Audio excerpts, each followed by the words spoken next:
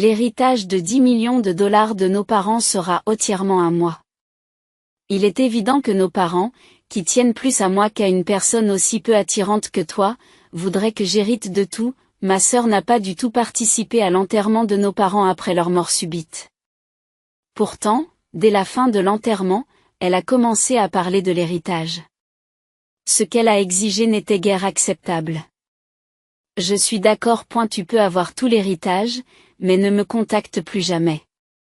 Qui voudrait le faire? Tu n'as pas l'air de te rendre compte que c'est toi qui es coupé du monde, pas moi. J'y ai tourné le dos à ma sœur qui riait d'un air moqueur. J'avais perdu ma sœur suite à la perte de nos parents, mais je ne ressentais aucune tristesse. Je suis Hilary. Je suis une employée de bureau de 35 ans. Nos deux parents ont créé leur propre entreprise et étaient des entrepreneurs qui lançaient de nouvelles activités. Grâce à eux, ma sœur Megan et moi-même avons été diplômés de lycée et d'université privée. Après l'université, j'ai rejoint l'entreprise où je travaille aujourd'hui. Mais Megan n'a jamais cherché de travail après avoir obtenu son diplôme. Elle s'est contentée d'errer, travaillant occasionnellement à temps partiel ou en intérim, sans vraiment se préoccuper de son avenir. Ses actions étaient toujours impulsives. Pourtant, nos parents l'ont laissé faire, lui donnant toujours de l'argent pour ses escapades et ses frais de subsistance lorsqu'elle ne travaillait pas. Ils m'ont dit de planifier ma vie avec soin et de gérer mes finances, mais ils n'ont jamais exigé de Megan qu'elle respecte ces normes. La raison en est simple. Megan avait un très joli visage. Elle avait hérité des grands yeux et des doubles paupières de notre mère, du nez pointu et des beaux sourcils de notre père, et même de la belle silhouette de notre grand-mère. Ce qui faisait d'elle une beauté qui faisait tourner les têtes partout où elle allait. Aimée de tous et sûre d'elle, Megan était toujours populaire et charmante où qu'elle aille. En revanche, je suis née avec le nez bas de notre mère, les petits yeux et les paupières simples de notre père, et le physique moins flatteur de notre grand-père. J'étais timide et j'ai mis du temps à me rapprocher de mes proches jusqu'à la naissance de Megan, 6 ans plus tard, qui avait hérité de toutes les meilleures caractéristiques de nos parents et grands-parents. J'avais été la première petite fille bien aimée, mais une fois qu'elle est arrivée, tout le monde l'a adorée. Moi aussi, j'aimais beaucoup Megan. Elle me suivait partout, m'appelant Hilary, et je prenais grand soin d'elle. Lorsqu'elle est entrée à l'école primaire, elle était si mignonne que divers magazines lui ont proposé de devenir mannequin ou animatrice pour enfants. Cette adoration est cependant devenue douloureuse pour moi lorsque je suis entrée au collège. Les recruteurs qui venaient signer avec Megan voulaient me voir. Mais ils se désintéressaient instantanément de moi. Et ses amis disaient ouvertement à quel point nous étions différentes. Peu à peu, j'ai commencé à ressentir la douleur d'entendre les autres dire que Megan est mignonne. Mais sa sœur l'est. Même si je faisais des efforts pour me maquiller et m'habiller correctement. Megan, qui riait dans son survêtement d'école, était considérée comme plus mignonne. Malgré mon régime alimentaire, Megan, qui mangeait beaucoup de pain sucré le soir, a gardé une meilleure silhouette. Avait une meilleure silhouette. Quels que soient mes efforts. J'étais toujours considérée comme le faire-valoir de Megan. Pire encore, en grandissant, Megan a pris conscience de son physique avantageux. Elle a commencé à me ridiculiser ouvertement, se sentant supérieure. À eu lycée. Son harcèlement a commencé pour de bon. Elle avait l'habitude de cacher et de prendre mes affaires. Ou même de réclamer les vêtements que j'avais économisés avec mon argent de poche pour m'acheter. Parfois, elle mettait même en scène des drames dans ma chambre avec ses vêtements. Elle pleurait auprès de nos parents parce que je les avais pris. Malgré mes protestations d'innocence. Avec une Megan charmante, au centre de notre foyer, et moi enfermée à étudier. Il était clair qui nos parents allaient croire. Hilary, tu es la grande sœur. Ne sois pas méchante avec Megan. Megan se moque de toi parce qu'elle t'aime bien. Tu es sa sœur, alors pardonne-lui un peu de malice. Quoi que je fasse, on me décrivait comme la méchante, et si je fermais ma porte à clé pour me protéger.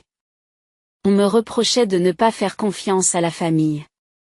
J'en ai eu assez de cette vie. Dès que j'ai obtenu mon diplôme universitaire, j'ai commencé à vivre seule et à m'éloigner de la maison. Malgré les appels de mes parents à revenir à la maison, je n'ai jamais voulu y retourner. J'ai délibérément pris des emplois temporaires pendant les vacances pour éviter d'y retourner. Environ 3 ans après le début de cette vie, nos parents sont soudainement décédés dans un accident de la route.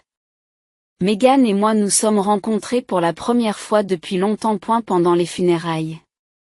Megan était constamment en larmes, alors j'ai pris les dispositions nécessaires. Je pleurais moi aussi. Mais un énorme problème subsistait, celui de l'héritage. En tant que seuls héritiers, il était facile de prédire ce que Megan allait dire. Lors d'une réunion ultérieure dans la maison de notre enfance pour discuter de l'héritage. Les biens de nos parents valent environ 10 millions de dollars. Je prends tout. Après tout, tu n'es pas attirante et nos parents m'aimaient davantage. Ils seraient contents. Oh, tu veux de l'argent pour de la chirurgie plastique? Je n'en veux pas. Qu'est-ce qu'il y a? Megan a été surprise par ma réponse, mais j'ai eu beau y réfléchir. Je ne voulais pas de l'héritage. Nous n'avions pas le temps de faire le deuil de nos parents. J'ai été submergé par la gestion des parents, des subordonnés et des partenaires commerciaux qui ont assisté à la veillée funèbre et aux funérailles. Et d'entendre des commentaires du genre « Est-ce qu'elles sont sœurs? Elles ne se ressemblent pas du tout. » Et voir l'air suffisant de Megan m'a fatigué de tout cela. Je ne veux pas de l'héritage. Tu peux avoir les 10 millions de dollars, mais il y a une condition. À la mention d'une condition, Megan se crispa et me lança un regard noir. Je n'hériterai de rien. En échange, j'aurai tout lien familial avec toi, ici et aujourd'hui. À partir de maintenant, nous ne nous contacterons plus et nous ne demanderons plus d'aide, quoi qu'il arrive. C'est ma condition. Megan a d'abord eu l'air abasourdie. Mais réalisant que les conditions étaient en sa faveur, elle se mit à sourire. 10 millions de dollars, et je peux te couper les vivres? C'est parfait. Pourquoi contacterais-je quelqu'un d'aussi moche que toi, mais ne viens pas me demander de l'argent en pleurant plus tard. Ignorant les rires moqueurs de ma sœur, je quittai la maison familiale. J'avais perdu tous les membres de ma famille, mais je ne ressentais aucune tristesse, seulement le soulagement d'être libéré. 3 mois plus tard, ma tranquillité a pris fin. Megan a commencé à me bombarder d'appels. Je raccrochais immédiatement, mais elle continuait à m'appeler. Comme j'utilise mon téléphone pour le travail, je ne pouvais pas l'éteindre, alors à contre-séure, j'ai répondu. Hilary, j'ai besoin d'une faveur. Je n'ai pas de sœur. C'est ennuyeux de recevoir des appels, alors arrête de me contacter. Alors que j'essayais de raccrocher, Megan a fulminé sans même s'excuser d'avoir rompu notre accord. Par la suite, j'ai essayé de dépenser les économies de papa et maman. Mais un ami qui travaille à la mairie m'a demandé si j'avais consulté au sujet des droits de succession. C'est un héritage 6 mois, leur fille, je reçois l'argent de papa, n'est-ce pas? Mais dois-je payer des impôts simplement parce que je reçois l'argent de mon père? Lorsque j'ai dit à mon amie que j'allais hériter de 10 millions de dollars, elle m'a conseillé de consulter un avocat. Mais je ne connais rien aux avocats, alors je veux que tu t'en occupes pour moi. Son absurdité m'a donné mal à la tête, mais cela ne valait pas la peine de discuter. J'ai décidé de ne lui dire que les faits. En ce qui concerne les droits de succession, vous n'avez pas à les payer dans ce cas. Puisque le montant est inférieur à 11,4 millions de dollars. Vous ne pouvez qu'hériter de tout, car j'ai renoncé à ma créance. J'ai déjà informé un avocat que je n'hériterai de rien. Donc, je n'ai plus le droit de faire quoi que ce soit à propos de la succession de papa. C'est très bien. Cependant, tu devrais demander des précisions à un avocat. Sache que tu ne peux pas hériter automatiquement. Lorsqu'une personne décède, ses biens sont transmis à son représentant personnel. Celui-ci distribue alors les biens du défunt après avoir déduit les droits de succession. Si l'argent en banque est détenu uniquement au nom de la personne décédée, les membres de la famille ne peuvent généralement pas y avoir accès avant la fin de l'année. Les membres de la famille ne peuvent généralement pas y avoir accès tant que l'homologation n'a pas été accordée. A eu représentant personnel. Vous avez compris, quoi qu'il en soit, ne me recontactez plus. Lorsque j'ai dit cela, Meghan a perdu ses mots et a mis fin à l'appel. Il semble qu'elle n'ait pas vérifié les faits concernant l'héritage. Si elle continue comme ça, elle ne se rendra probablement pas compte que son hypothèse d'hériter de 10 millions de dollars est fondamentalement erronée. Mais lui expliquer ou s'en occuper pour elle? Non. Merci. Je me suis finalement détendue, soulagée par le silence du téléphone. Plus tard, Meghan a consulté un avocat. Elle a découvert, lors de l'enquête sur la succession, que les 10 millions de dollars correspondaient à la valeur totale des biens de nos parents, et non de l'argent liquide facilement héritable. La majeure partie de cet argent était liée aux entreprises qu'ils avaient créées. Et Meghan, qui n'était pas impliquée dans ces entreprises, n'y avait pas droit. Pire encore, elle était désormais responsable du remboursement des dettes. Elle était même co-signataire de certains emprunts d'entreprise. Quelle part de l'héritage puis-je réellement recevoir? Au fur et à mesure qu'elle compensait les dettes avec les actifs, le montant de l'héritage diminuait. Meghan, paniquée, s'est accrochée à l'avocat après avoir été informée. Elle ne recevrait qu'environ 1 million de dollars. Elle n'arrêtait pas de m'appeler en larmes. Et, Hilary, je ne vais recevoir qu'1 million de dollars. Cela n'a aucun sens. C'est quand même beaucoup d'argent, comme gagner à la loterie. Je ne t'ai pas dit de ne plus me contacter, malgré le montant substantiel. Meghan, qui s'attendait à recevoir 10 millions de dollars, est devenue gênante avec ses appels fréquents pour pleurer. Et les problèmes de Meghan ne s'arrêtent pas là. Même si son héritage était loin d'atteindre 1 million de dollars, la rumeur s'est répandue que Meghan avait hérité d'1 million de dollars. Et la rumeur s'est répandue que Meghan avait hérité de 10 millions de dollars. Elle était harcelée par des parents inconnus et de prétendus amis qui lui demandaient de l'argent. Et même des harceleurs et des extorqueurs sont apparus. Hilary, aide-moi. Où es-tu maintenant? Je souffre tellement. Ces cris remplissaient la boîte vocale de mon téléphone. À en juger par le contenu, Meghan avait probablement visité mon ancien appartement. Mais j'avais déjà résilié le bail et déménagé. N'ayant aucun autre moyen de me joindre. Elle a continué à appeler et à laisser des messages. Elle a fini par aller voir la police, mais comme elle s'était elle-même vantée d'avoir hérité de 10 millions de dollars de nos parents et qu'elle s'était soudain mise à offrir des sacs de marque à ses amis, elle s'est retrouvée dans une situation qu'elle s'était elle-même infligée. C'était une situation qu'elle s'était elle-même infligée. Comme prévu, la rumeur s'est répandue. Et la police ne savait plus où donner de la tête, mais elle a fini par lui conseiller vivement de déménager. Hilary, j'ai rencontré l'homme de mes rêves. Peter ne sait rien de l'héritage et même vraiment. Un jour, le ton de la boîte vocale est passé des pleurs aux acclamations.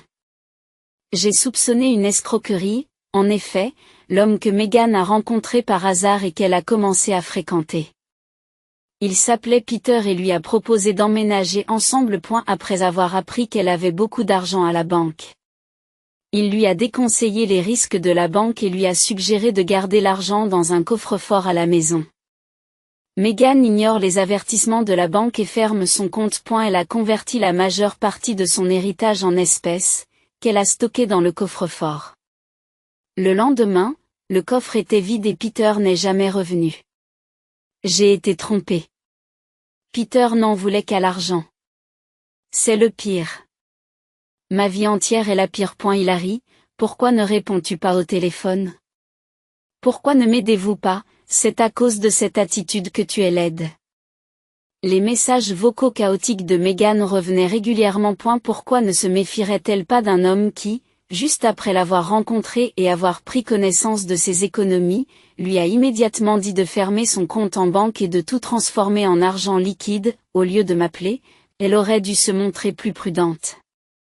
Hilary, où es-tu? Vivons ensemble. Des étrangers viennent chez moi tous les jours. Aidez-moi. Et elle semble que Meghan soit retournée dans notre ancienne maison après. Elle ne pouvait plus payer le loyer de l'appartement de luxe. Elle l'avait loué pour son style de vie extravagant. Maintenant qu'elle est de retour, des parents autoproclamés qui l'ont découvert lui rendent constamment visite. Ils prétendent que la maison est trop grande pour qu'elle y vive seule et qu'elle doit vivre avec eux. Ce qui l'épuise mentalement. 2 fois par jour, elle laisse des messages vocaux dans lesquels elle me supplie de l'aider. Et finalement, je me suis décidée. Bonjour. Tu n'en as pas assez de laisser ces messages ennuyeux tous les jours? Tu t'ennuies à ce point? Un jour, j'ai répondu à un appel de Megan, et elle semblait choquée d'entendre ma voix. Hilary. Aide-moi. Je déteste cette vie. Je veux vivre avec toi, où dois-je aller? Non. J'ai fait une promesse avec toi, tu te souviens? J'ai renoncé à l'héritage en échange de ne plus jamais me contacter. Combien de fois as-tu rompu cette promesse? Je suis désolée, je suis vraiment désolée. S'il te plaît, viens me chercher. Je ne peux plus supporter ça. S'il vous plaît, aidez-moi. Megan a semblé ne pas comprendre mes paroles, se contentant de répéter son s'il vous plaît pour obtenir de l'aide. J'ai dit non. Si j'ai décroché le téléphone, c'est parce que c'est la dernière fois. Je change de numéro, il est donc inutile que vous appeliez celui-ci. Vous gaspillez votre argent en frais d'appel. Laissez-moi vous dire que je me sens vraiment bien en ce moment. Une personne méchante qui a toujours menti et m'a rabaissé a coupé les ponts et s'est détruite. Je vais vivre heureuse. Alors tu ferais mieux de faire de ton mieux aussi. Les cris de Megan résonnent dans le téléphone. J'ai cru l'entendre implorer son pardon et demander de l'aide. Mais cela ne me concerne plus. J'ai renoncé à mon héritage comme Megan le souhaitait et j'ai tenu notre promesse en ne la contactant pas. Pourtant, elle s'est ruinée toute seule.